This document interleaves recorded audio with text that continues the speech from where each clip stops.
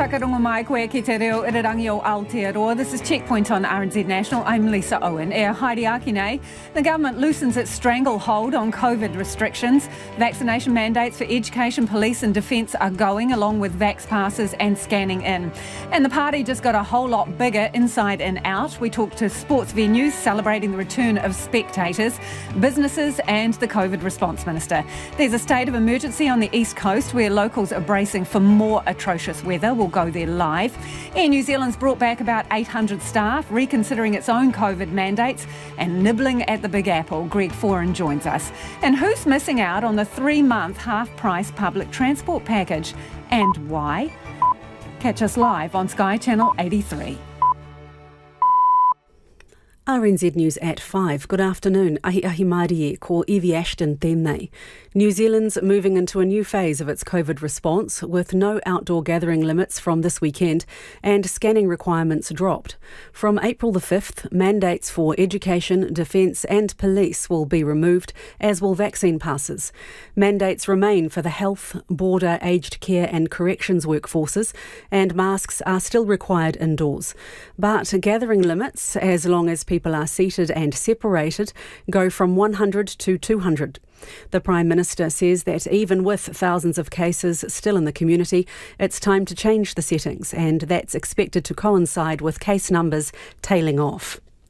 National's welcoming the easing of COVID restriction over the next few weeks, but its leader, Chris Luxon, says there's no longer any need for the broader COVID protection framework.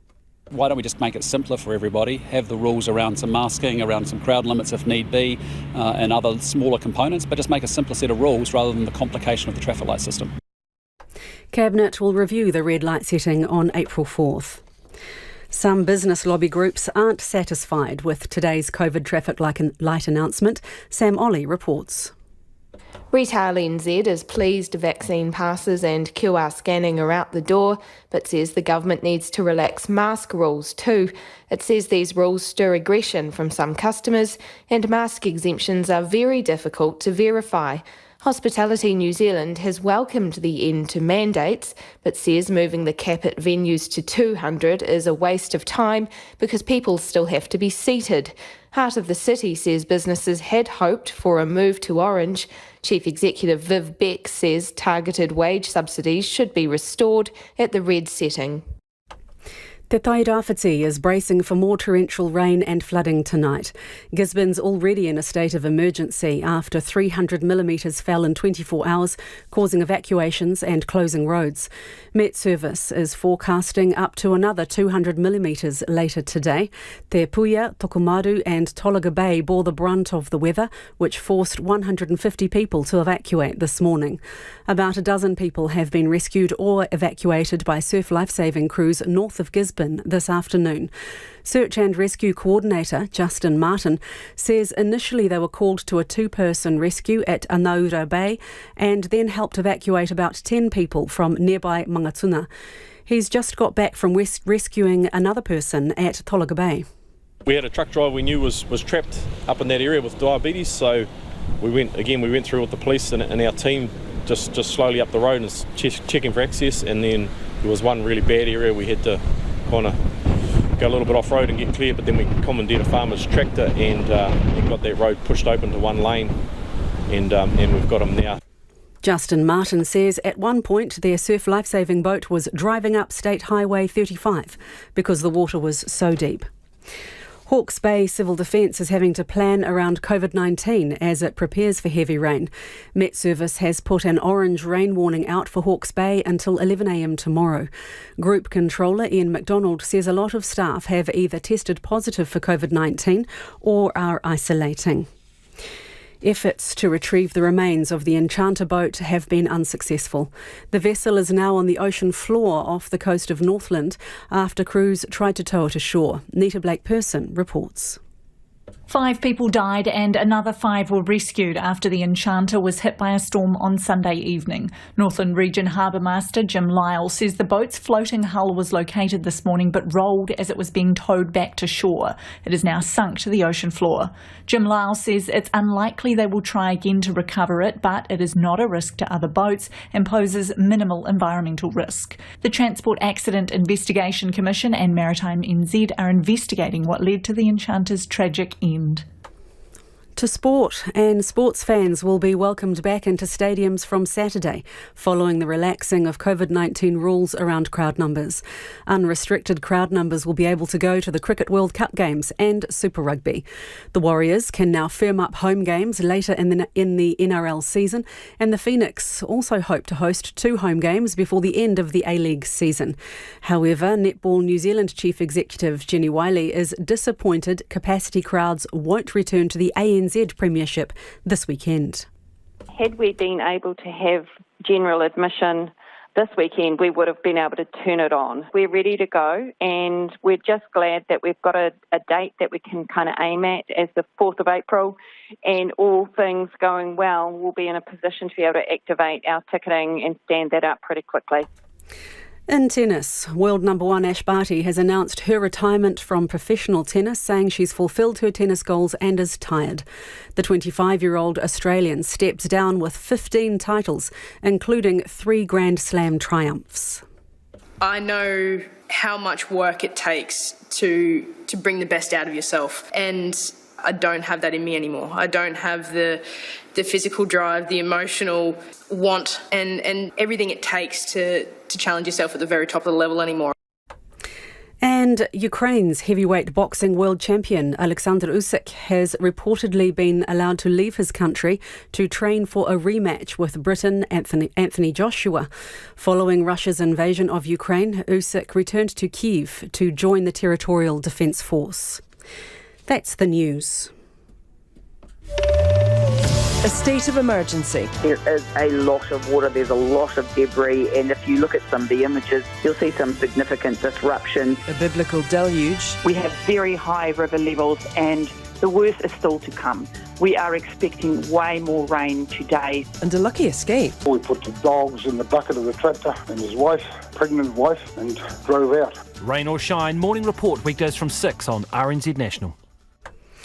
You're on Checkpoint with Lisa Owen next, but first, the short forecast from Met Service to midnight Thursday. Northland, Auckland and Coromandel. Showers possibly heavy with thunderstorms and hail, easing this evening, becoming fine in Coromandel tomorrow. Bay of Plenty, Taupo, Gisborne and Hawke's Bay. Periods of rain with heavy falls and thunderstorms. Gradually becoming fine in Bay of Plenty and Taupo tomorrow, but some rain persisting in Te Tairāwhiti. From Waikato to Wellington, including Taumarunui, Taihape and Wairarapa. Scattered showers with possible thunderstorms and hail easing tonight. Rain developing late tomorrow evening in Wellington. Nelson, Marlborough and Buller. Showers with possible thunderstorms inland, gradually clearing tomorrow except about the Kaikoura coast and Sounds. Westland and Fiordland, mainly fine today. A few showers spreading north tomorrow morning, then clearing in the afternoon. For Canterbury, Otago and Southland, mainly fine, but low cloud in the east at times, and scattered showers inland this afternoon and evening. Brief rain tomorrow, then showers. For Te Kohu, the Chatham Islands. Cloudy periods, the odd shower tomorrow. It's 7 minutes past 5. I'll have news headlines for you at 5:30. Nā mihi iwi, tēnā koutou katoa, no mai haere mai ki Checkpoint I tēnei rā, ko Lisa Owen tēnei. The country's COVID-19 restrictions have been significantly loosened, with most vaccine mandates and passes scrapped. The government's also ditched capacity limits for outdoor gatherings and the requirement to scan in using the COVID-19 Tracer app. There were just over 20,000 new cases today, but Te Piramia, Jacinda Ardern, says it's safe to make the changes because Auckland is past the peak and the rest of the country is not far behind. Here's our political reporter Katie Scotcher. New Zealand is now 2 years into its fight against COVID-19. While we've been successful, it has also been bloody hard. The Omicron outbreak has been especially hard, with thousands of cases and record numbers of hospitalisations and deaths. Yeah, a little bit over it. Definitely fatigued over the past 2 years. Well, I think it'd be nice to get back to some sort of normality where people can do what they want to do, need to do. Infections in Auckland, however, have peaked, and Prime Minister Jacinda Ardern expects the same for the rest of the country in the coming weeks. But COVID-19 is here to stay. Based on the experience of the likes of Australia, we currently predict that we'll have a continuous rolling baseline of potentially several thousand cases a day. We also predict that we will have future spikes, with that being especially likely over the winter season. Ms Ardern says that's reason to keep the traffic light framework, although it has been tweaked by Cabinet. From Saturday, the indoor capacity limit under the red setting will double from 100 to 200. Outdoor gathering limits will be scrapped entirely, as well as scanning in and the requirement to wear masks outside. Sports, concerts, gatherings outside without limit will resume. Ms Ardern says New Zealand will stay in red for now, but ministers will consider a move to orange on April the 4th. At that setting, the only requirement is people wear masks in some indoor settings. We will be able to move to orange at some point in the near future, but obviously while we've got hospitalisations where we are, we're not ready for that. Some of the more contentious COVID-19 restrictions will be lifted on the same day, April 4th. Vaccine passes will no longer be required, but businesses can continue to use them if they want. Mandates for education, police and defence workforces and businesses operating with vaccine passes will be history too. Whether or not these workplaces will continue to need to be vaccinated to do their work will be a decision for their employers or those otherwise responsible for those workforces. Mandates will remain in place in the health and disability, aged care, corrections and border sectors. In continuing the use of mandates in these limited areas, we did, however, want to ensure they are used carefully. So we've asked for Health to come back with advice on whether the mandates applied in the health sector in particular, which covers thousands of workers, could be narrowed. Microbiologist Susie Wiles is frustrated the government is loosening restrictions. And now we're basically saying it's actually okay for most people to go out and do things, but those who are more vulnerable are actually going to have to pull away. That just immensely frustrates me because it's so unfair. Opposition parties wish the changes had happened sooner and gone further. It's time to move on and dump rules that don't make sense. Instead, the restrictions are being strung out in a political theatre of the absurd. We want to see these things gone. It's no longer appropriate, as we've been saying for several weeks now. Omicron is a very different threat, very different risk. But Jacinda Ardern says the risk hasn't disappeared entirely. Further variants of COVID-19 are possible. She says because of this, vaccine passes and scanning in could be used again in future. New Zealand's fight against the virus is not over just yet. Hospitality businesses say they've been thrown a bone with the rule changes, but fear they'll make little difference. They'll soon be able to have 200 people in premises, but still with the seated and separated rules. And as Louise Tanuth reports, not everybody's comfortable saying goodbye to vaccine certificates. Life in the red zone for cafes, bars and restaurants means an upgrade from 100 to 200 people for indoor settings, while outdoor, people are free to roam. That has Managing Director of Joy Lab Hospitality Group John Hellbreakers scratching his head. We have a number of venues that have large outdoor areas, so does that mean when we do an outdoor event in our outdoor space, there's no limit at all? And when it comes to the new indoor rules, we could do 200, but then if you got the staff, the team to actually service 200 people seated, the frustrations that our team and staff have to deal with every day from customers that just don't understand why they have to sit and wait on their table for another glass of wine and can't just go to the bar. With 200 people, that's even going to get probably increased and, become quite unworkable. Soon the ticket to pass, a vaccine certificate, will be no more. That means unvaccinated people will be welcomed back to the likes of restaurants, cafes, bars, hairdressers and nail salons. I always thought that at some point it would come to an end, so if they think it's time, it's probably time, yeah. It's kind of hard to dodge it at this point anyway. If they're being safe, keeping their distance, doing everything that they can to be safe, then I don't see why not. But some aren't too keen to let the certificate go. At least in Australia, we still have a lot of restrictions on people coming in. You have to have your double vaccine, like even just to go to get the movies and stuff. So it really shocks me that they're lifting that first, because it just feels almost irresponsible to immunocompromised people. Sam Ainsley owns the bars Roxy's and Everybody's in downtown Auckland and co-owns Bedford and Soda in Ponsonby. The new rules were not what he wanted to hear. We're always the sacrificial cow when it comes to stuff like this. So while on one hand it feels like they're doing Australia a favour, seated and served is highly restrictive. And so for a business like mine, which is fundamentally a food and beverage business where people come and drink after work or through the night, it still means we're probably going to be trading at about 30 to 40% of normal. He's got his sights set on orange, something he thought should have come before the scrapping of vaccine passes. Making nice for those that don't want vaccine passes and don't want the corresponding mandates anymore came to the fore. And again, hospitality is the whipping boy around keeping some sort of restrictions in place. I haven't got an ideological basis for saying I want vaccine passes to stay in, but as a pragmatic tool for the next month or so, I saw it as being useful for us to be able to keep them in place and then potentially go to orange sooner. But with hospitality being deeply affected by COVID cases, he's not as concerned about welcoming unvaccinated customers again. To be fair, a month ago, pretty much every one of my staff got Omicron. So from a safety perspective, from a staff perspective, I think, especially in central Auckland, I feel like the wave has washed through. For Ristretto Cafe in Auckland, it's getting people in the door under the red setting that's been the problem.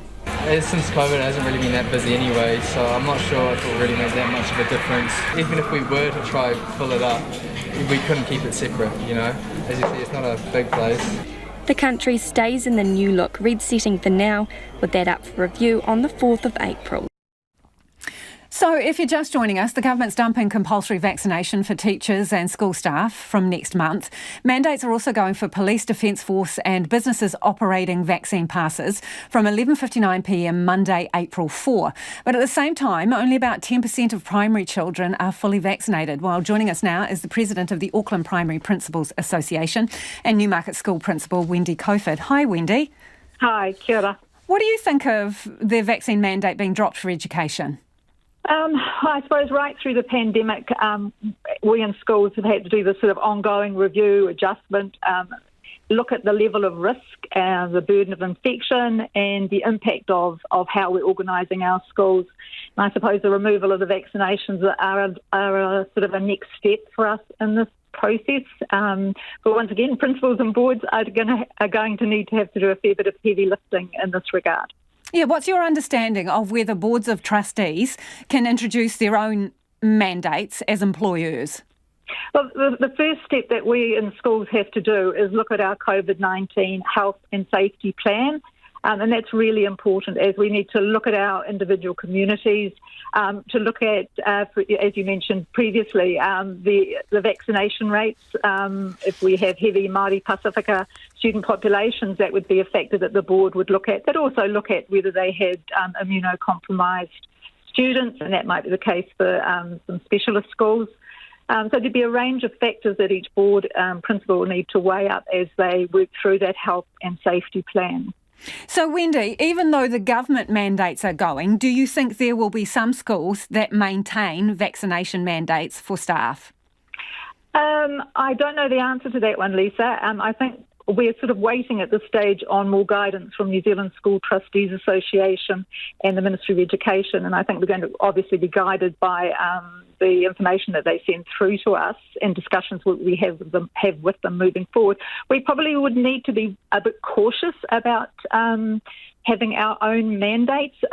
Ultimately, I suppose, because we've got so many of our staff are vaccinated. We're a highly vaccinated workforce, so we'd need to be to think very carefully about how we manage unvaccinated staff, I suppose, in our schools, and to look at what the issues might be for our students.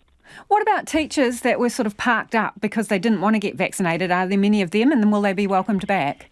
I should imagine it will be a small number, though it's likely we're going to have to look at a sort of a restorative process, maybe looking at a bit of healing and moving forward. So it is going to be really challenging because some principals are still dealing with those staff, as you say, who are parked up. I don't want to be disrespectful of those staff. There may be good, valid reasons why they're parked up.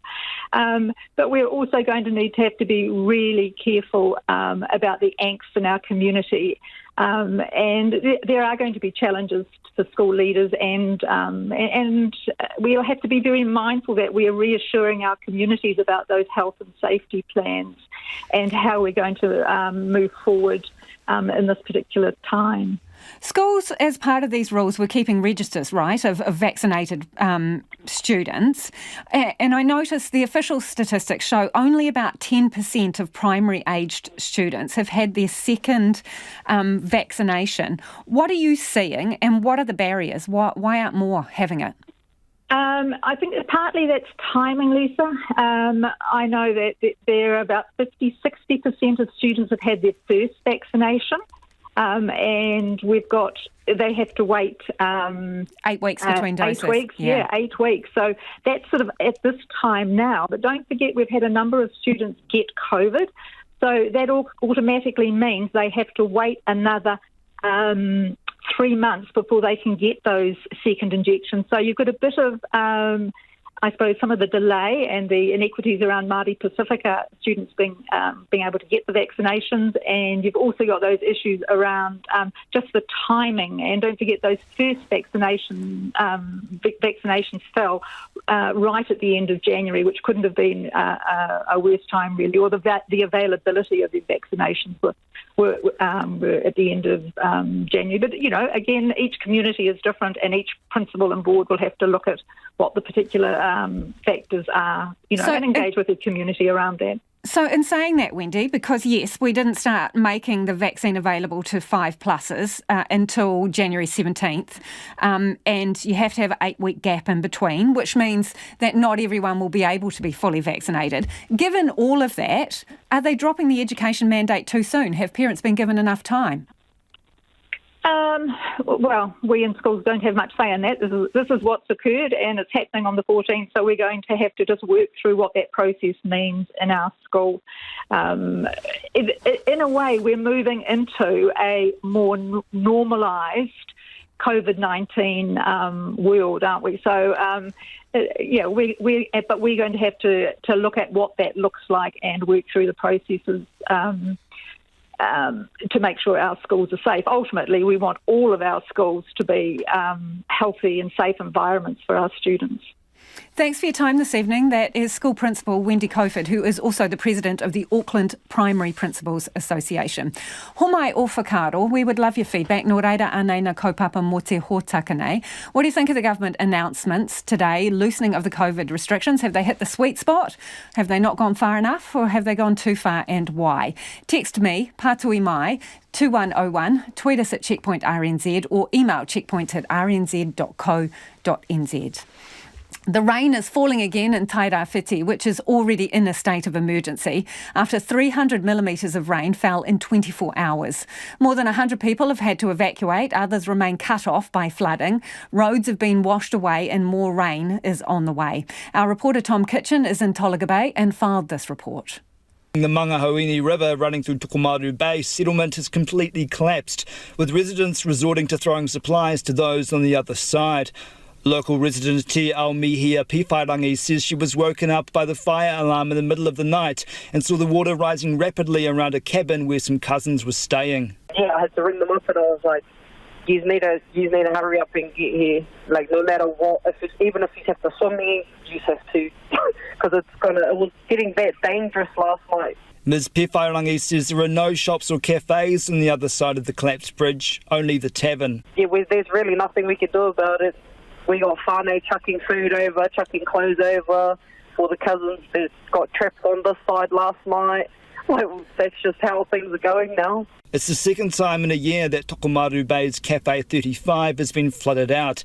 Co-owner Peter Cunningham reckons the floor will have to be replaced and loads of food chucked out due to the power cut. It's a financial hit, but like I say, no one died and other people are worse. So a friend of one of our employees who last year she lost her caravan and a container was swept out to sea, and this time she's lost 2 caravans and her car, so it's pretty evil for her. Tokomaru farmer Bill Busby believes he may have lost about 20 cows, which may have washed down river and out to sea, but he won't know until the water recedes. He reckons it's the most rain he's seen on his land since Cyclone Bola in 1988. This one is just an overnight huge cloudburst. It's just overflowed and smashed all the fences. I mean, it's just unfortunate, but a lot of farming areas get this these days. We just have to deal with it the best we can. As farmers, it's part of the nature of the game. Bruce, who farms at Tolaga Bay, says his land is holding up so far, but is worried with more heavy rain to come. The big concern is if we get another 100 mils or 150 mils, or God help us if we get 200 mils, it'll be a real mess. The river's probably just starting to recede a little bit, but it's still running very high. Surf life-saving boats were used to rescue road workers trapped by floodwaters at Mangatuna down the coast from Tolaga Bay. Chairman of the Hene Maurea Marae, Zach Horamia, was on the phone to RNZ's 9 to Noon programme this morning as the operation got underway. He's been poised to go help other families who were trapped in their homes. Well, I was going to get the loader out, but I don't need to now. The chopper's got those other ones. I was taking the loader to clear the road and get those guys out, but I think the chopper has rescued them. So the other ones are just down the road from us, and the IRB's on their way to get them now. The chair of Te Rāwhia Oro Marae at Tolaga Bay, Padre Bill Gray, says the situation has been complicated by the fact that there were already a number of whānau in the area isolating with COVID. Meanwhile, Met Service is forecasting up to another 200 millimetres of rain still to come. And we'll go live to Tom Kitchen in Tairāwhiti shortly. It is 25 minutes past 5. Kia mau tonu mai, you're listening to Checkpoint on RNZ National. A large chunk of Auckland ferry commuters have officially been cut out of the government's cut-price public transport deal that kicks in next month. As part of its plan to combat a cost of living crisis, the government cut petrol taxes by 25 cents a litre and is also reducing road user charges. As part of the package, core public transport services will be half price for 3 months from April 1st, but it excludes the Waiheke, Devonport and Rakino ferries. And the Wellington Cable Car Transport Minister Michael Wood is on the line. Kia ora, Minister. What is a core public transport service? Can you define it for us? Yes, good evening, Lisa. Core public transport services are those public transport services which are contracted through the public transport operating model. They're services that are co-funded between local authorities and Waka Kotahi and are therefore treated as public transport services. What we've actually been able to confirm in our announcements is that we have also been able to include the Total Mobility Scheme, which supports the mobility needs of the disabled community, and our 2 interregional passenger trains, the Capital Connection and Te Huia, because they're also part funded by Waka Kotahi. But the services that you described, those ferry services, are not public transport services that are funded by Waka Kotahi because the operators and their local authorities have not agreed that they should be. So that is why they are treated a little bit differently. OK, there's a few things in there. They are public transport services, even though they may not be in name, aren't they, Minister? There's a ton of commuters who are coming to work on the Devonport ferry and the Waiheke ferries. Can you not come to an arrangement for them? Well, that is right. There are people who use those services in that way. I have been encouraging for some time Auckland Transport and the operator of those services to come to an agreement on this matter. They've not been able to do that to date, and I've written to them again recently in respect of this issue to encourage them to do so. But the bottom line is that they have not wanted to treat these services as public transport services. So I've encouraged them to come to an arrangement if they can lower the costs, and I'm pleased to confirm today that I've been advised that will apply to the Devonport service. So what will be the situation specifically with the Devonport service? I've been advised today that Auckland Transport have come to an arrangement with Fuller's Ferry to provide half-price public transport on that service. Right. So from the 1st of April, people will be able to travel there and back on the Devonport Ferry and only pay half the ticket face value price. That's what I've been advised today, and that's obviously good news for those commuters. Why can't you come to an agreement for the Waiheke Ferry then? Because there is no agreement between the government and Waka Kotahi and the... But can't you negotiate something on a 3-month basis where they get a subsidy and people get a half-price ticket? Yes, but the negotiation would need to be between Auckland Transport and that operator because they're the ones who have the relationship here. Waka Kotahi and the government do not have a relationship with the operator for that because they have chosen not to be included in the public transport system. So they sort of can't have it both ways. And that's why I've encouraged those two partners, AT and Fuller's, to try and sort this out. Yet Te Huia, which some people would argue is a failed commuter service, it's already being subsidised heavily. They're going to get half-price tickets, even though they only get between 45 and I think it's 112 people a day using it. Doesn't seem fair, does it? All public transport services in the first instance do receive subsidy from local government and from Waka Kotahi. Te Huia does, the bus that most people would go on do, and that's why those services are included as public transport services. What I'm saying explicitly here is the ferry services you mentioned, the operators themselves and local government in those cases have decided not to include them in the public transport system. That is why they're not covered as public transport services. That's why it's up to those parties if they want to do this, and I've encouraged them to do so. But let's not get away from the fact that we're providing nearly $40 million here to give the overwhelming majority of Kiwis half-price public transport for the next few months. I do understand what you're saying about the ferries, but here's the thing. Your government and the former minister gave an undertaking of a review and sorting out the problem. You've been 5 years in government and still no sorting. Yes, well, and what we did last year, you're talking about the public transport operating model here, which is the broader system for how we fund and organise public transport in New Zealand. Obviously, there have been some impacts from COVID, but that is moving forward. We consulted extensively on proposals for reform there last year, and I'll be taking proposals to Cabinet within the next few months to move forward with a new system. But that doesn't particularly change this scenario in which the operator themselves and the local government organisation itself have chosen not to have this service within the public transport system. So they are the ones that need to answer the question about why that is. And about whether they can come to an arrangement to provide the half-price public transport as we have for every service that we fund. What's the deal with the Wellington cable car? Why are they excluded? Well, for the very same reason that the Wellington cable car has never been included as a core public transport service that is co-funded by Waka Kotahi. This is about the joint funding between Waka Kotahi and local government to support public transport services, and that service has not been ever a part of that system. And obviously you would understand to some degree that's because, yes, there are some commuters who use it, but it is also a service that's heavily used by, for example, tourists, and you wouldn't necessarily want your public transport subsidies going into that. Appreciate your time this evening. That's Michael Wood, the Transport Minister.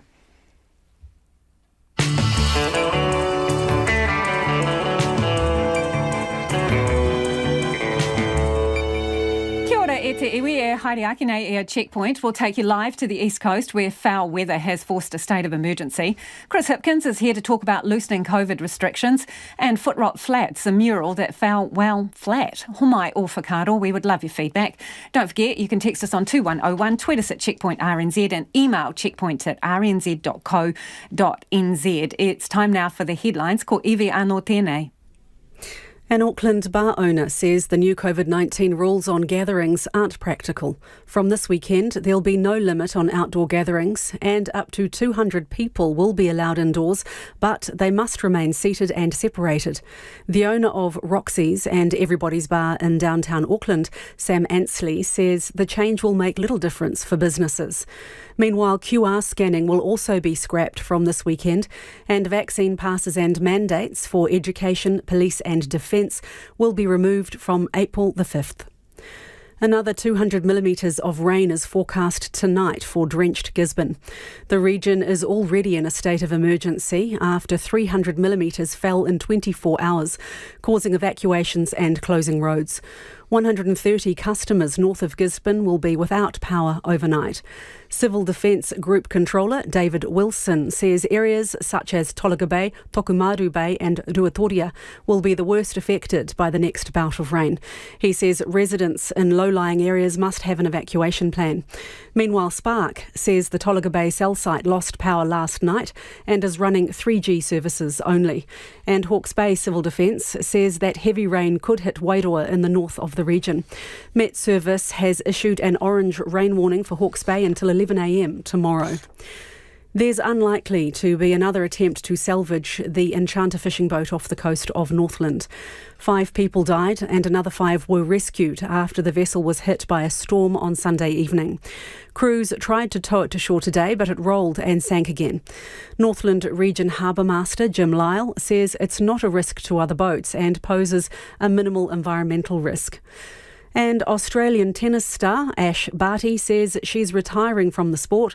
She says she no longer has the physical or emotional drive. Those are the headlines. Our next news and weather is at 6. Kia ora ora rā e hoa no mai hoki mai. This is Checkpoint ko Lisa Owen tēnei. It is time for the business news now. Ko taku hoa e nai nei ko Nona Peltier.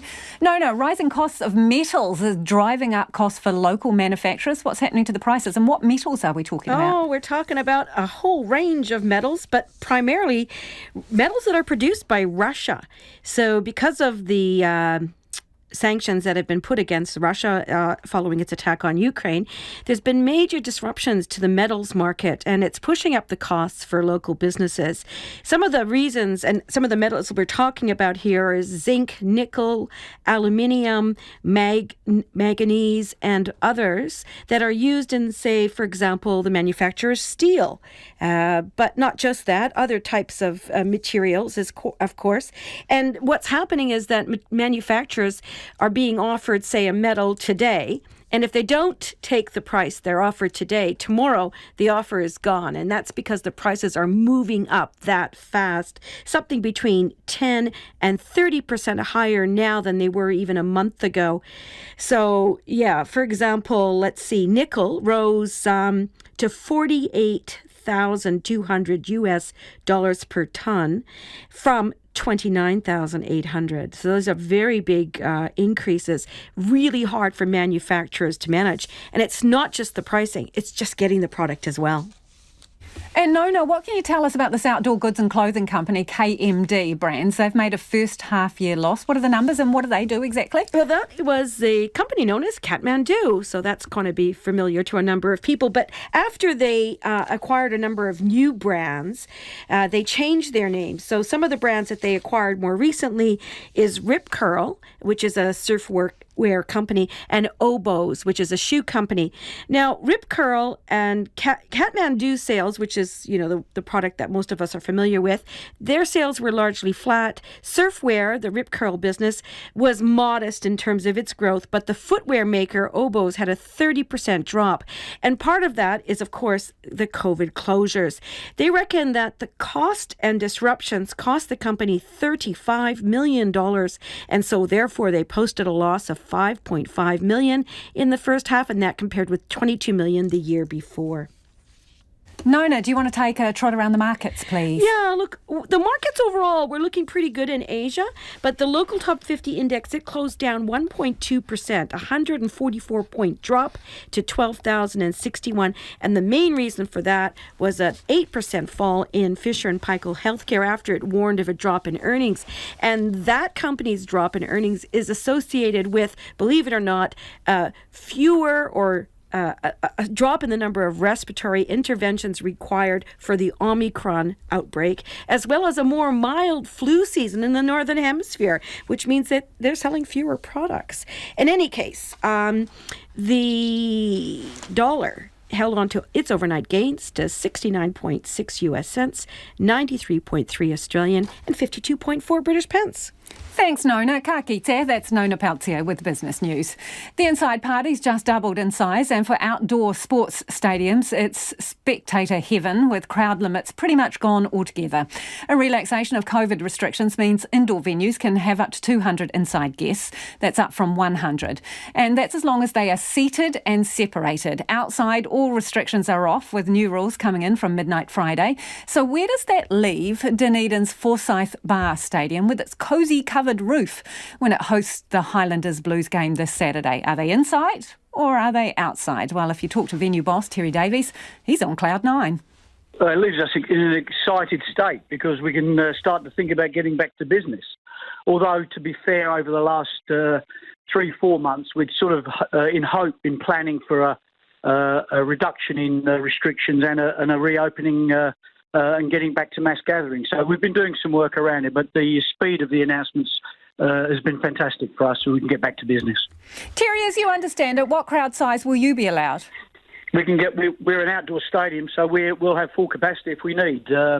Only restrictions will come around glassed areas and behind glass and in lounges where we'll be treated to 200 max. But for public, bring fans back. We're ready to go. And have you had an assurance that you are considered an outside venue? Because you've got a lid, right? You've got a roof. Yeah, well, look, we're clearly outdoors venue. We're an outdoor stadium with a roof. We grow grass better than anywhere else in New Zealand because of the fact we've got such great airflow. All of our four corners are open space, so it's you can't classify as an arena or an indoor venue. It's an outdoor stadium with a roof. Simple as that. And does the government agree with you on that? Absolutely. So you've had assurances? Absolutely. So the game on the weekend, what does that mean? Go ahead. Just get people in. Start having fun again and entertaining people.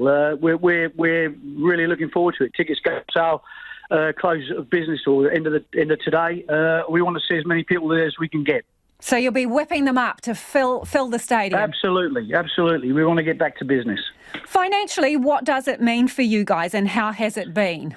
It's been brutal. I mean, you can imagine the last 2 years have been horrible. I mean, we're in mass gathering of people business, and when people aren't coming through doors, it's hurting us, not just us, but all of our stakeholders like Highlanders, like music promoters, like New Zealand Rugby. Everyone hurts down the chain, let alone all of those organisations like security and caterers that work with us. So as soon as we can start opening doors and bringing people through again, everyone is starting to win again. And look, we're in the business of delivering great events to deliver economic impact to the city of Dunedin, and now we can start to think positively again. So you got anything juicy waiting in the wings then? So you got the rugby this weekend. What else you got? We have, but I can't tell you. We've got come on, Terry, just a little hint. I know you'd love to know, but my lips are sealed. But certainly, look, you can well imagine the concert promoters out of Australia and Northern Hemisphere are very excited.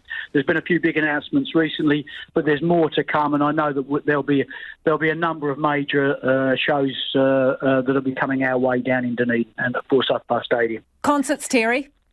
Concerts are good, big concerts. So take that, Ed Sheeran. Don't worry about it. Ed was great for us, and and production wouldn't have allowed Ed to us, but we had a great time with Ed. We got some big stuff coming. And that is Terry Davis from Dunedin's Forsyth Bar Stadium. Now, as you would have heard, the government is ditching COVID mandates for teachers despite low vaccination rates among primary-aged children. In a loosening of COVID restrictions from Saturday, there will be no outdoor gathering limits and indoor capacity will double from 100 to 200. The government's dropping its vaccination mandates for education, defence and police in April. Scanning in and vaccine passes will also be a thing of the past. Ko taku manuhiri anai ko Chris Hipkins, COVID Response Minister, joins us now. Kia ora, Minister. I hope you're feeling a bit better after your bout of COVID. Tēnā koe, Lisa. Yes, I'm on the mend. I'm feeling much better, thank you.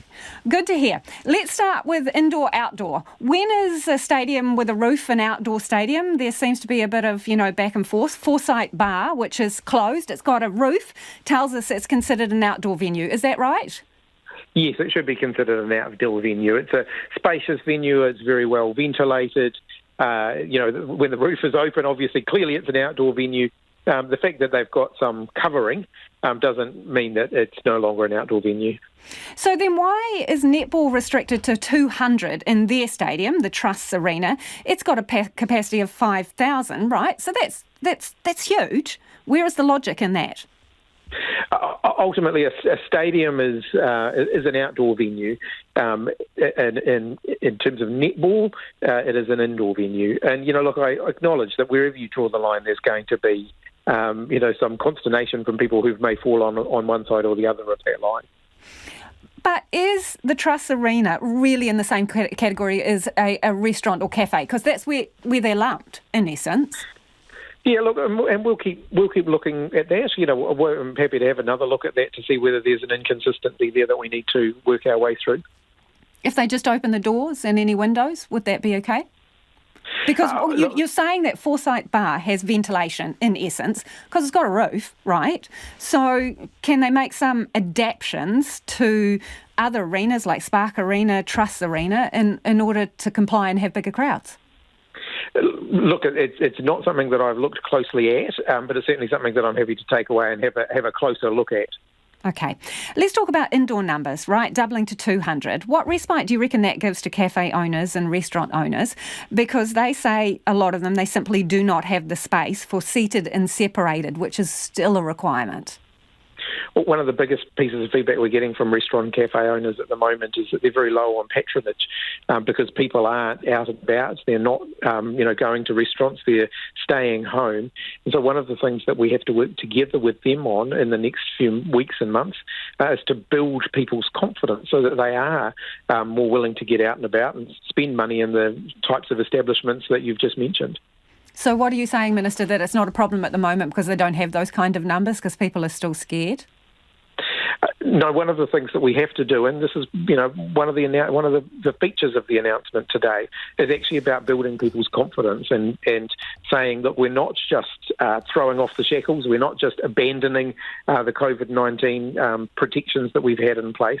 We are doing this based on evidence. We're doing it carefully so that people will be safe, and we do want people to go back out and about again. In terms of dropping the education mandate, right, at the start of April, I looked at your official figures and only about 10% of primary kids are fully vaccinated. Is it safe to do that when so few are fully vaccinated? If you wind back to when we put the vaccination mandate in place for teachers, vaccination amongst that workforce was much lower than it is now.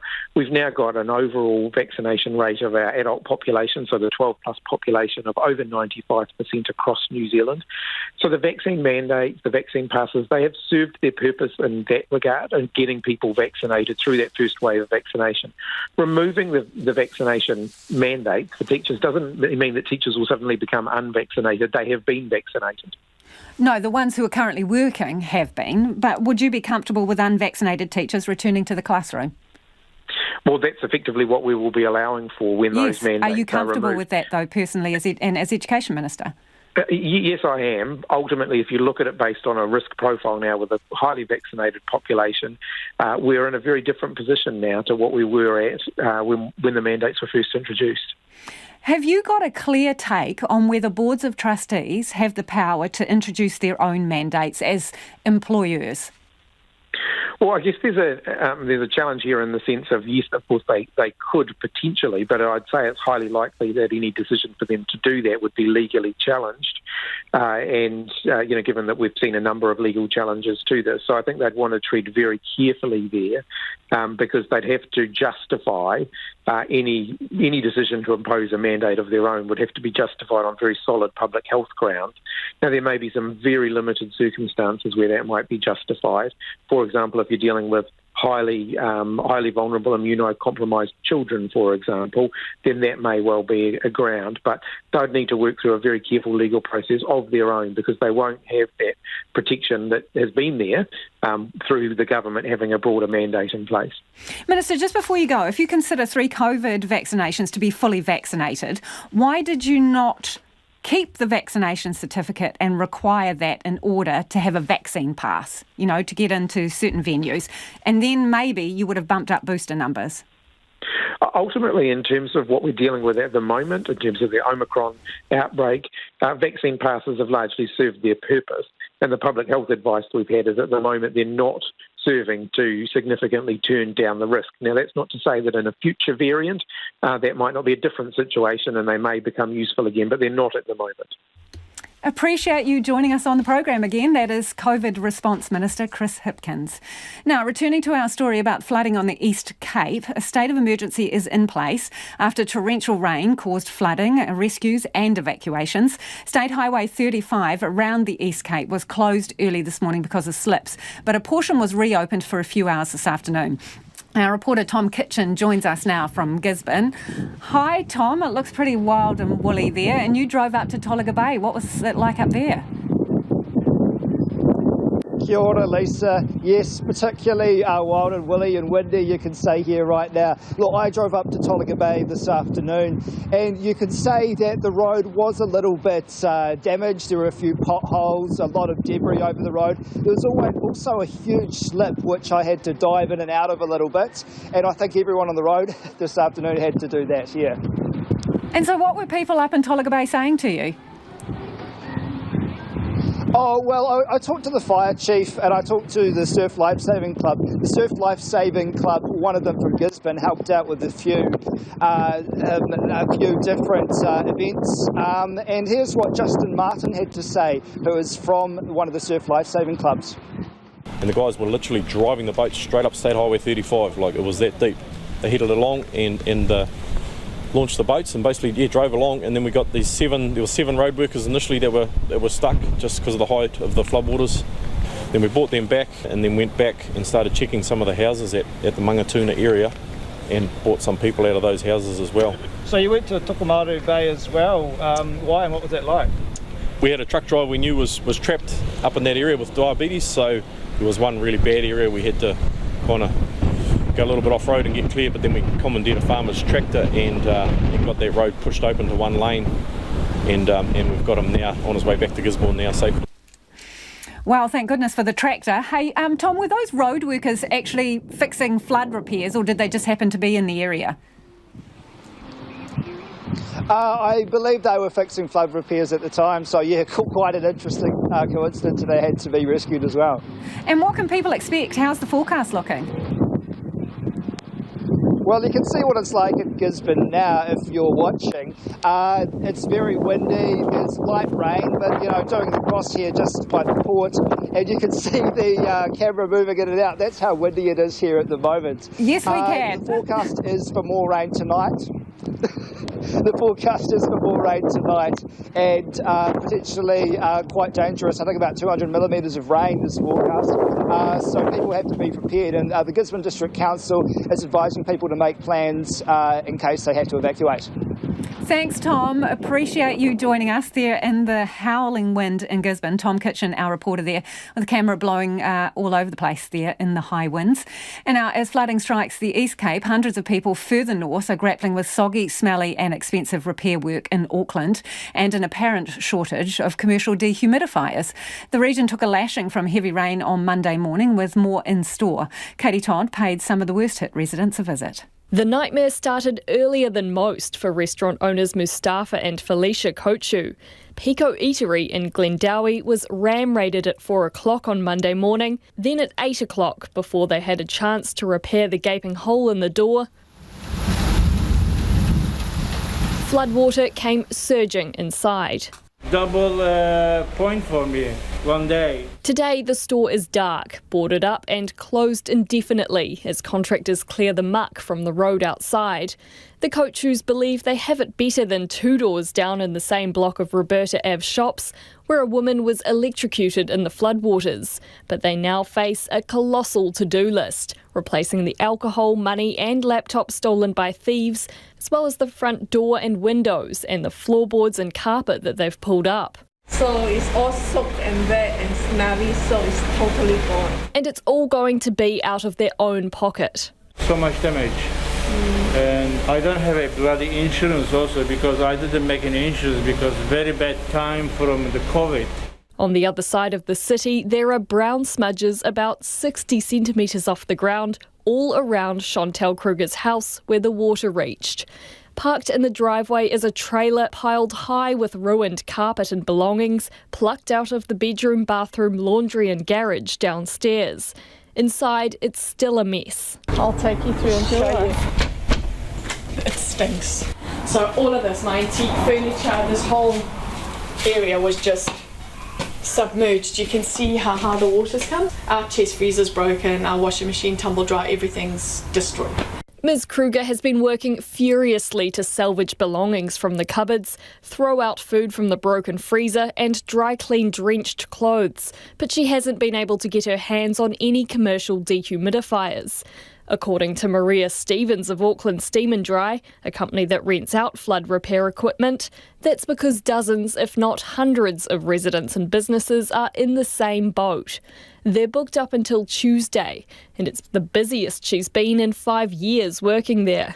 The phones just would not stop ringing, just constantly getting calls, and we've missed quite a few, even with the multiple people in our office who've had their whole house flooded. We've had schools, childhood centres, retirement homes all flooded, and we've been having to put them on a wait list. Usually with floods we need to get there within an hour. She says the damage ranges from mild to severe. We've had offices with over 500 square metres, places with 15 apartments flooded, 2-level homes flooded, the ceilings had fallen down. While Chantel Kruger waits in her damp home, she says there's something else playing on her mind. I'm scared because I don't want it to happen again. And last winter we didn't have as bad rain, but apparently this floods.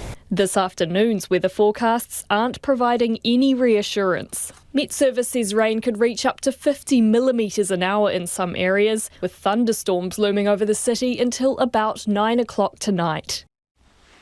A Manawatu mural of Wall and Dog from Murray Ball's Footrot Flats has fallen mighty flat. It was painted as part of the Manawatu Street Art Festival, but it went up without the consent of the family of late cartoonist Murray Ball, and they're not happy. Manawatu District Council General Manager of Community, Lynn Daly, joins me now. Hi Lynn, for starters, can you just describe what the mural looked like? Hi, how are you? I'm well, thanks. Good. The mural was of Wall and Dog. So Wall the farmer and Dog from As we would normally recognise them, nothing offensive in the depiction per se? No, nothing. Nothing in that. The owner of the copyright, the Ball family, didn't give us permission though, so we're just responding to their request to take the mural down. And I have to say they've been very kind and generous in their dealings with us. So how did you find out you had a problem exactly? How did it all come to a head? We were contacted by the Ball family. And how did they know there was a mural? They had been in conversations with the artist previously, so but they weren't aware that the mural was going to go ahead. And I understand that they saw it on Facebook, might have been. Yeah. Okay, so when this was painted, what was your understanding about agreement around copyright and whose responsibility was that? Usually what happens is it's it's an agreement between the copyright holder and the artist. And that's, then I think there were some misunderstandings there. And I think also that as organisers, we probably should have made sure that we got, witnessed some signed permission before we agreed for it to go ahead. And so we made a mistake there. How much did it cost for that piece of work and how long did it take to put it up there on the wall? I don't know how long it took for it to... I think it went up in about a day, but I'm not 100% sure about that. And the cost of it, I haven't got those figures, but I know that the artist wasn't paid for the full price of the mural. So after all that effort, and it's a pretty stunning mural, was it not possible to retrospectively negotiate some permissions? Look, we were, as I said before, we were just responding to the request of the Ball family. They are the owners of the copyright, and we've just did what they asked, and we are the good news is that we are meeting next week to decide what the next mural is going to be that's going to replace it, and I'm sure it'll be just as eye-catching. Lynn, just to be clear, so was the issue a payment, the necessity for a payment in order to display the mural, that you needed to make a copyright payment? No. I don't think that was the issue. I just think that there may have been a misunderstanding between the Ball family and the artist. And certainly as organisers, we should have asked for written signed permission before we gave the artist go ahead. So what has become of the mural? It's been painted over, and as I said, we're going to meet next week to decide what the next mural will be. There's already 3 murals up that look amazing, and there's another one that's just about finished, which is looking really good. And it provides a bit of energy in the district, which is really good. Bit of a shame though, Lynn, because it was quite stunning. Yeah, it was. It was stunning, but the next mural will be just as stunning. I'm sure it will be. Really appreciate your time. Thanks for joining us. That's Lynn Daly from the Manawatu District Council there, and they've fallen foul of copyright rules and had to paint over a mural of Wall and Dog, of Footrot Flats fame, but they're going to get a replacement yet to be decided. Now, lots of you have been getting in touch with your feedback about COVID restrictions loosening from both sides of the fence, it's fair to say. This person says, I'm appalled the education mandate has been dropped. Why would we want to welcome back teachers that don't believe in science? I work in a school and 98% of us did the right thing to protect our whānau and students. The education mandate has essentially been for 8 weeks. The teachers that left our school didn't believe the science and believed conspiracies. Jeff says, I won't go into a cafe or restaurant that allows non-vaccinated people. My health is important too. Another listener reckons, they're pretty upset. They say, I'm fully vaccinated and boosted, so I'm less likely to infect others, but the unvaccinated pose a real risk to me and my moko, who are too small to be vaccinated. I love going to restaurants. We go often. I no longer feel safe if I will be sitting among the unvaccinated in restaurants and unmasked while eating and drinking. 95% of us are fully vaccinated. So why are we having to give in to these people? Graham says, still can't dance inside. How to wipe out nightlife. Yeah, but you've got more buddies now. You can have up to 200 people. I do know you still have to be seated, Graham. Maybe you could go outside and dance somewhere. Bruce has got in touch to say perhaps the government needs to give the anti-mandate protesters an apology, as now they have basically scrapped the mandates. The traffic light system seems dysfunctional if it ever actually worked. And Chris has got in touch to say some are saying the government is moving too fast in relaxing COVID restrictions. Others say it should go faster. That suggests that the government has got the delicate balancing act right.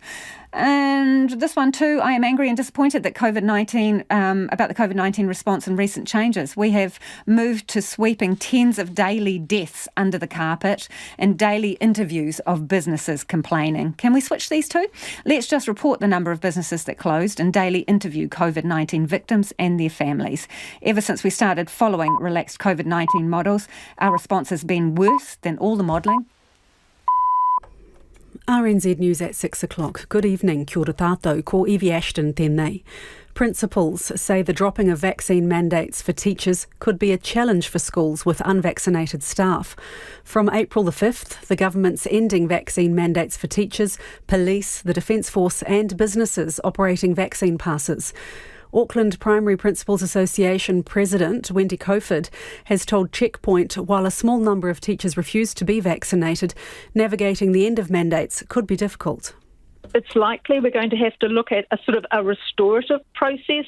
So it is going to be really challenging because some principals are still dealing with those staff, as you say, who are parked up.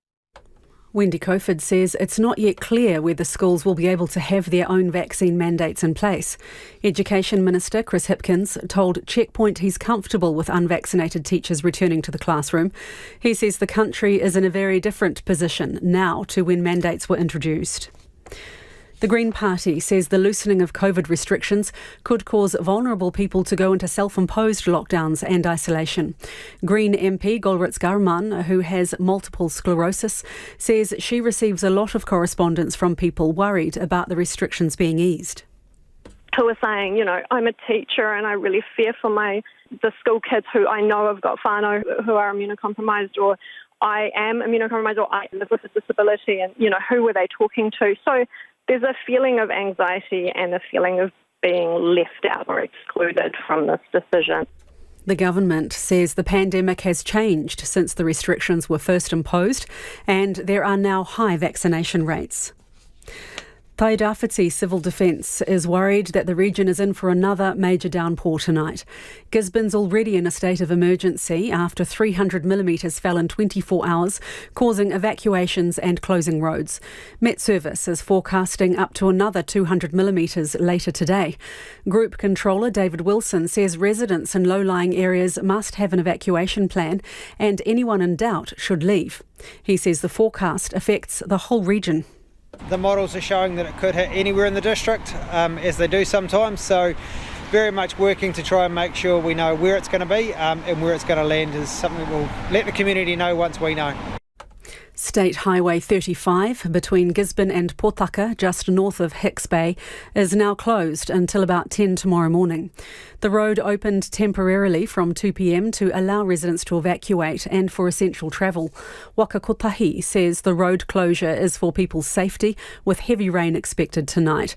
There are already a number of slips, flooded areas and other hazards along the coastal highway.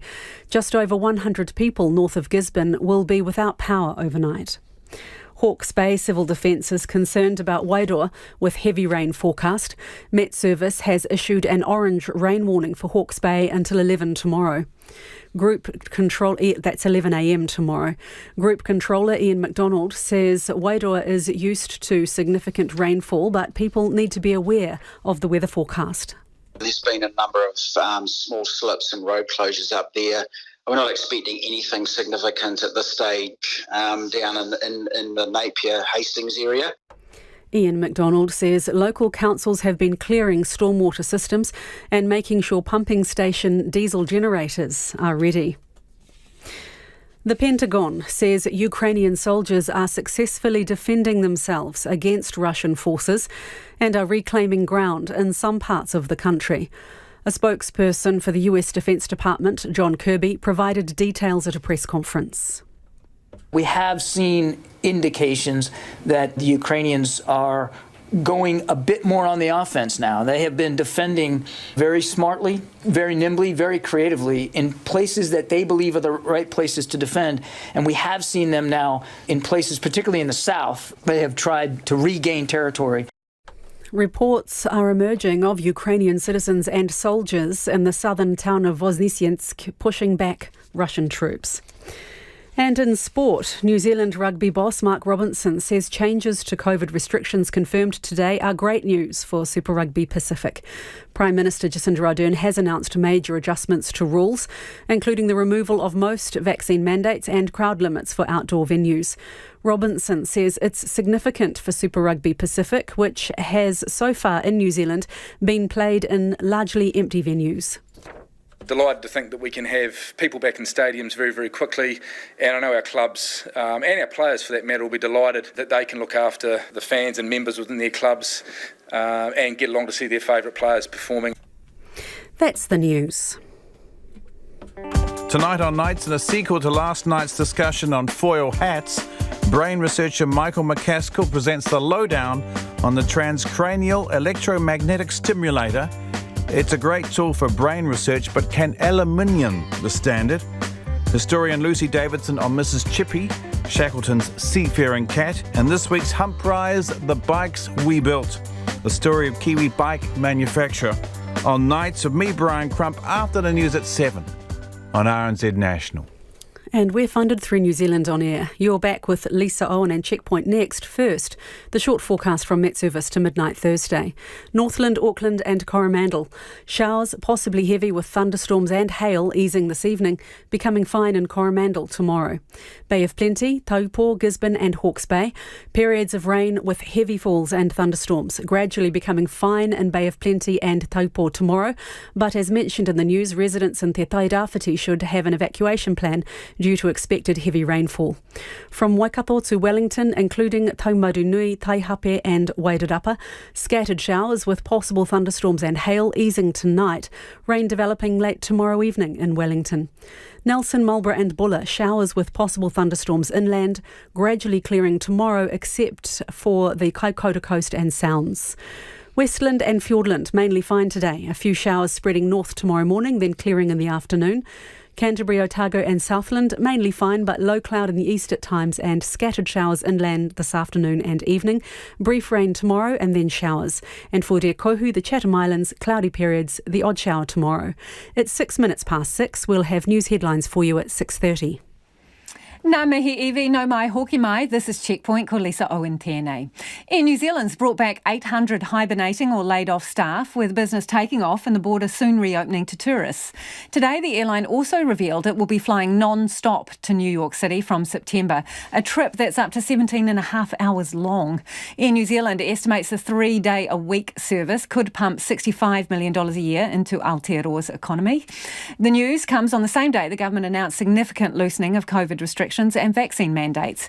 And Air New Zealand boss Greg Foran says it's reviewing its policies too. There's a number of things that we put in place. We've got our international vaccination policy in place where you need to be vaccinated to fly on an Air New Zealand plane. We, of course, implemented domestic vaccinations back on the 14th of December last year. We've stopped domestic food service on the plane. We improved the quality of masks for our staff. So there's a suite of things in there that we are considering what is the right approach for us to take as we're seeing the far side of Omicron. And over the next couple of weeks, we'll be working through what is going to be the right approach there. But once again, it'll be based on principles, and those principles will be around safety for staff and customers. Good news for you today. You announced non-stop flights to New York City. How much is that going to cost people? Look, I think the fares out there at the moment are around about $1,000 to get up there, and then another $1,000 to get home. So that's what it's sitting at the moment. 3 flights a week to get underway from the 17th of September, and wow, are we excited about getting that route out there on sale. 17 and a half hours in cattle class sounds like a fresh kind of hell. Is that healthy? Well, I've done a bit of travelling, and I'm guessing you have too. If you gave me the choice of going direct versus having to get off halfway and navigate my way through, it might be Tom Bradley in Los Angeles or San Francisco or Houston, or depending on who I flew with, Dallas. I don't know about you, I quite like the idea of getting on a plane in Auckland and arriving, it might be 16 or 17 hours later, but flying into JFK and then an hour later being downtown New York. I'll put up with the extra time on the plane on the basis that it's direct. So these are now NZ1 and NZ2 are their flight IDs. They were reserved for the UK. Does this mean that America's where it's at now for you guys? Yeah, we made a decision actually pre-COVID, before I arrived at the airline, that we wouldn't be going back to the UK, and we continue to look at that even over the last 2 years, but our position hasn't changed. And we've actually got even more excited about New York than what we were, so they've picked up NZ1 and NZ2, and that becomes a bit of a flagship destination for us. Let's talk about the Aussie school holidays and Easter, right, and the flights back and forth over the ditch. Have you laid enough of those on? Because people are suggesting that the prices, well, they're a bit heavy. Well, we've laid on what we thought based on the amount of time that we got to be able to do that, Lisa. So we found out about it when you did, and we weren't, to be honest with you, thinking that it was going to happen quite this quick. The indications from the government, I think they had their 5-stage opening plan several weeks ago, and then literally 2 or 3 weeks after that, they started to indicate that things would move quickly, and they have. So we've put on some more flights, and there's no doubt, based on what I've seen, it's certainly pretty busy, specifically during that Easter period. Can you put on any more? Can you put on any more, Greg? Because on some of those flights that I looked at, you could only get business, and you're talking over $1,000, right? So into Queenstown over Easter, I couldn't find an economy fare, and then on some flights back and forward to Oz, there's only business available. Yeah, the team are looking at that, Lisa, and it's, as I said, it's dependent on what we can rustle up, both in terms of planes and crew to operate those at pretty short notice. But I would also remind everyone that with the price of fuel sitting where it is, we've got a responsibility to make sure that we can try and get a return on some of these flights as well. But I do appreciate that prices are reasonably high at this point, and we are looking at what we can do to get a few more flights on. What's going to happen with customers who've got credits for routes that you no longer fly? So we've had contact from someone who's got a credit for Bali, right? You're not flying there now, and the credit is due to expire. Why don't you give those people their money back, people in that situation? Well, one of the things we do is we do operate a compassionate position for credits. So if there's a really good reason why someone who's bought a non-refundable fare needs to get their money back and can't use their money on another flight, then we're prepared to consider that, and we've been operating that now for, I guess, about 9 or 10 months. And I do get that scheme, Greg. That certainly helped a number of people out. Yeah, I do get that, but this is a route you no longer fly on. So if they wanted to use their credit to take their original trip, it is not possible to do that with you. So don't you think that's different? And shouldn't those people be able to get their money back? Lisa, we have non-refundable fares, we have flexi fares, and we have refundable fares. And for the people who bought non-refundable fares, we've put those in credit now since the day of COVID. A lot of people use that credit. As for particular locations, just because we're not flying there right now doesn't mean that we won't be opening up when we think there's sufficient demand. How many crew have you had to bring out of retirement or the ones that you had stood down? How many have you brought back? Well, it's a great story, Lisa, and thanks for asking. About 800. And that's been progressing, reasonably rapidly over the last few months, and they're thrilled to be back. And that's a combination of pilots and flight attendants, and I run into many of them in my travels, and they're really thrilled to be back. And so in terms of the pilots, do you mean some of the ones that were unvaccinated, are they going to come back too? Well, there were just a handful that were unvaccinated, and the answer to that one is no, not at this point, until we change our policies on that, and that's something that we're considering. Any idea how many more you'll be able to bring back? Well, I hope all of them in time as the network recovers, but, as I've said previously... And what kind of number would that be, Greg? We ended up letting 4,500 Air New Zealanders go, Lisa, when this began. And that's, reflective of what happens when a business loses 95% of its revenue. The great thing about it is we're now seeing a recovery. It's been almost 800 days since this began, and we're excited about being able to get up and running. And that's Greg Foran, the boss of Air New Zealand. Sports fans are being welcomed back to stadiums from this weekend. There are no limits on attendance at outdoor Super Rugby and Cricket World Cup games, but numbers at indoor netball venues will still be limited. Weekend warriors can also get back to the local park for amateur and social sport. Felicity Reid reports. Lifting restrictions on crowds was the news the Wellington Phoenix needed to confirm their return from Australia for 2 A-League football games. The Phoenix haven't played in front of a home crowd since May last year, when more than 22,000 fans turned out at Eden Park.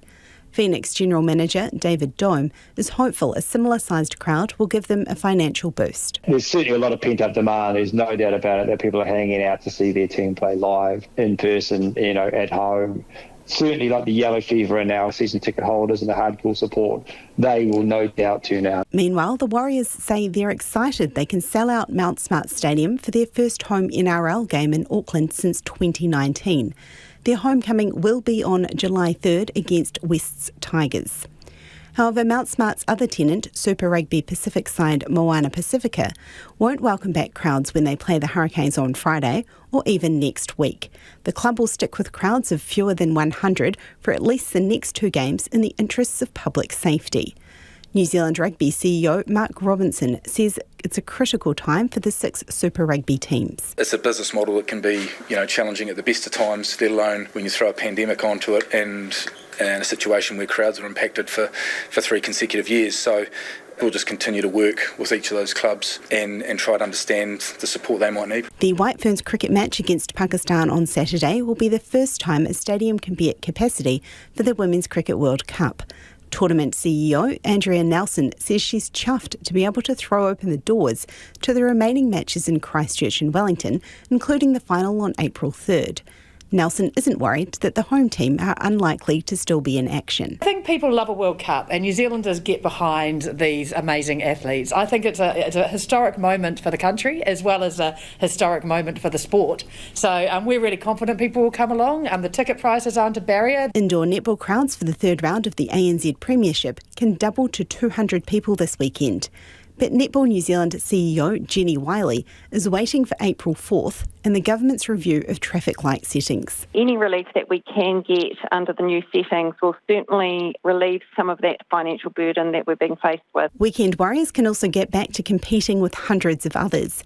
Parkrun ambassador Kent Stead says the 5-kilometre events can return from Saturday, with vaccine pass requirements still in place. That mental and the social impact is something that's probably hasn't been as considered as much, because people do rely on that to get them out on the weekend, not only for the physical side, but to connect with others and connect with their community. That community side of it is really special, and something that I think for a lot of people we've probably underestimated the impact that COVID has had on that side of people's lives. So it's game on this weekend, whether it's from the stands or the start line.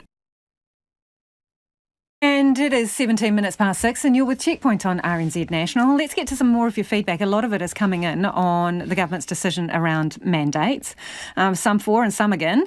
This person says, so COVID-19 has peaked in Auckland, but it certainly has not in Dunedin. So the rules in Dunedin get taken away at the most infectious time in Dunedin. Ridiculous and dangerous, that listener says.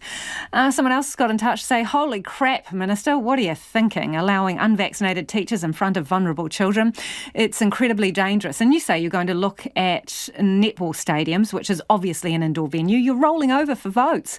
Why didn't you stand your ground on the importance of protecting children? 95% of voters are fully vaccinated. Why put those of us who have done the responsible thing, done our bit and kept ourselves and others safe? What are you scared of, mate? That person says.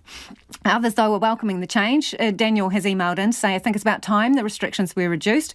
We have to learn to live with the virus. We can't live in fear of it forever. Unfortunately, those who are vulnerable to COVID are also vulnerable to a lot of other diseases. I'm not trying to be callous, but we can't stop the world turning for a small group of New Zealanders that have and will always be vulnerable. Another person says, I'm so excited about mandates ending. Thank goodness, they say. Russian forces have destroyed over 90% of Mariupol, pummelling the southern port city with rockets and missiles and cutting off access to electricity, water and supplies. If Mariupol is seized, Russia will gain control of 80% of Ukraine's Black Sea coastline, cutting off its maritime trade. Western leaders are preparing further sanctions on Russia, and France says there's no ceasefire agreement in sight. World Watch's Paulina Lau reports. A city reduced to ashes, but still no mercy for Mariupol. Ukraine's President Volodymyr Zelensky says there's nothing left of the southern port city, and it could fall within weeks, if not days. One Ukrainian MP describes the state of the city. What they are doing, and that the fact that they are still keeping the city is quite unbelievable, and they are real heroes. Because every day it's clear that they are in blockade and Russians are bombing them so heavily. Ukraine's Deputy Prime Minister is calling for urgent humanitarian corridors for the 100,000 civilians who want to leave. Poland's president is comparing the attacks to Nazi forces during World War II.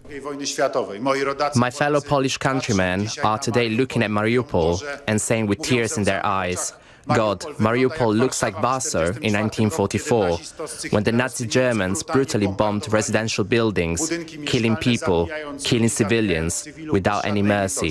Today, the Russian army behaves exactly in the same way. The Russian leaders behave in the same way. In the small farming town of Voznesenska, Russian forces were met with resistance. Taking the town would have given the Russians direct access to the port city Odessa. But before the tanks rolled into town, locals had set up a trap, guiding the Russians into an ambush. One local recording himself on the front line.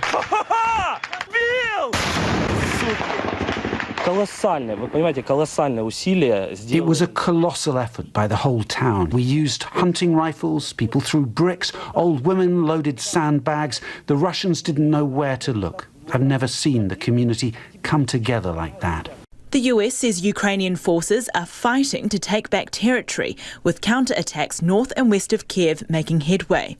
UN Secretary-General Antonio Guterres says the people of Ukraine are enduring a living hell and describes the war as unwinnable. Sooner or later it will have to move from the battlefield to the peace table, and that is inevitable. The only question is how many more lives must be lost, how many more bombs must fall, how many Mariupols must be destroyed before everyone realizes that this war has no winners, only losers. With 10 million Ukrainians already fleeing their homes, the future remains uncertain. Appealing to the Italian parliament, President Zelensky says Ukraine is on the brink of survival. Ukraine for Russian troops is the gateway into Europe, where they want to break in, but this barbarism must be stopped. You know who brought this war to Ukraine. Those who are supporting this war, all of them are using Italy as a place for holidays, so please don't be a holiday resort to murderers. US National Security Advisor Jake Sullivan is warning of more hard days ahead for Ukraine. The US and its allies will be rolling out another package of sanctions against Russia on Friday. Rescuers working at the site of a China Eastern plane crash are having to use motorbikes to access the remote crash site. The plane went down in rugged and remote south of the country. 132 people were on board the jet when it nosedived 30,000 feet into a mountainside in Wuzhou. The cause of the crash is still unclear and investigators have not yet located the plane's black box recorders. CNN's Andrew Plant reports. Rescue workers walking through the night. Pieces of the wreckage spread across this remote hillside area. But there is little hope of survivors. The Boeing 737-800 thought to have nosedived from 30,000 feet, killing all 132 people on board. Investigations hampered by difficult terrain. The road to the accident site is very narrow. Cars can't get through. And we have to transfer supplies, send and pick up people there. Motorcycles are more convenient, but small cars would block the road. Rescuers have found pieces of the aircraft spread across these hills and personal belongings too. China said hundreds of flights had been cancelled and some planes grounded while they look into why the aircraft came down. Families of the 123 passengers and 9 crew on board are still waiting for news, many gathering together at the airport where the plane took off before suffering what officials have described as a loss of control event. Flight tracker data shows the jet dropped 20,000 feet in just over 2 minutes. The aircraft's black box and cockpit voice recorder are yet to be recovered. Boeing, the US maker of the plane, said it is assisting in the investigation. The task now to find out what caused the plane to nosedive into the hillside here yesterday morning, China's worst air disaster in more than a decade.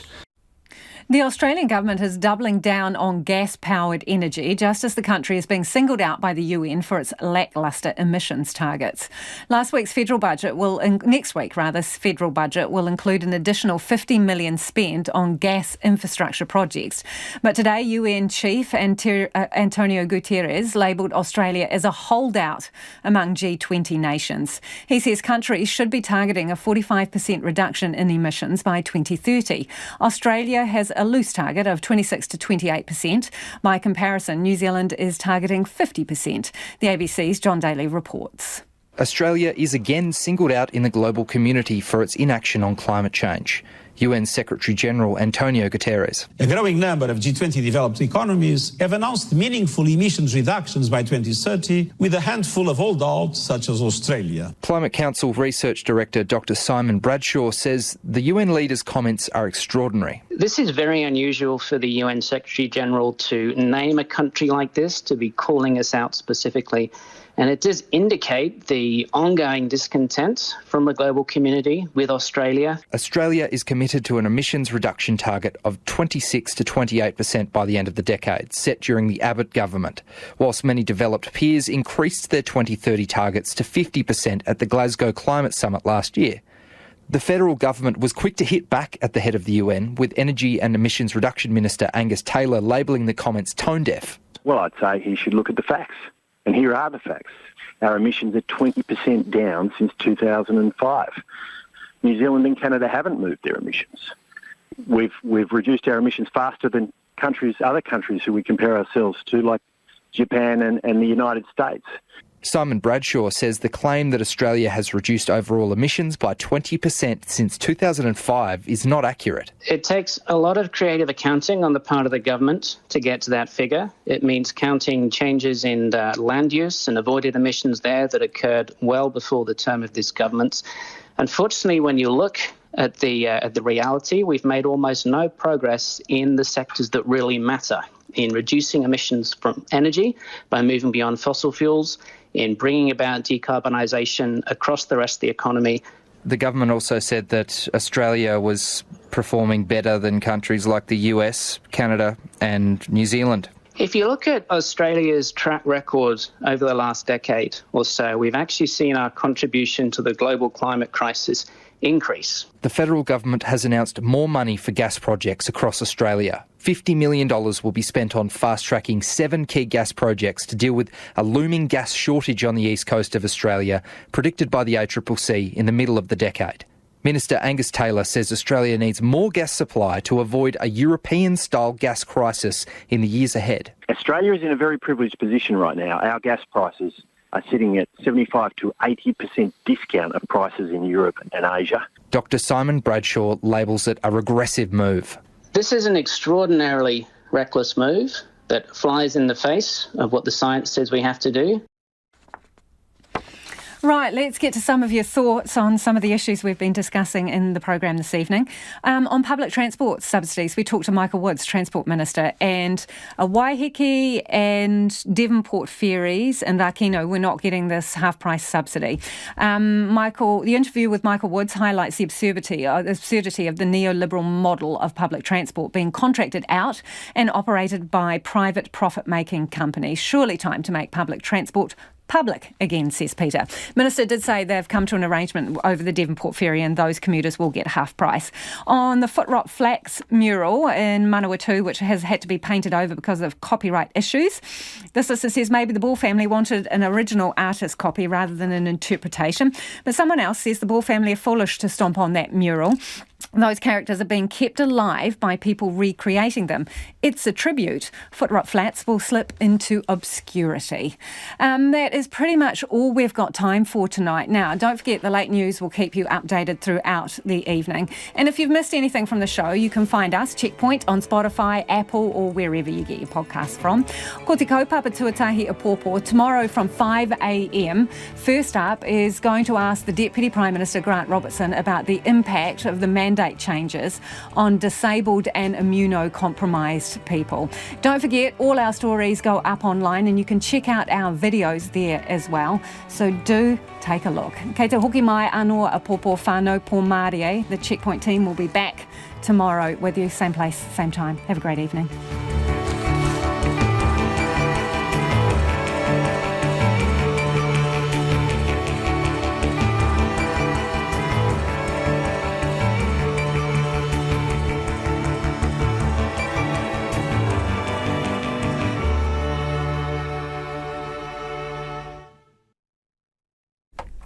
RNZ News headlines at 6:30. Kia ora tātou, I'm Evie Ashton. The Education Minister says vaccine mandates have served their purpose and he has no problem with unvaccinated teachers returning to the classroom. The government is also scrapping limits on outdoor gatherings.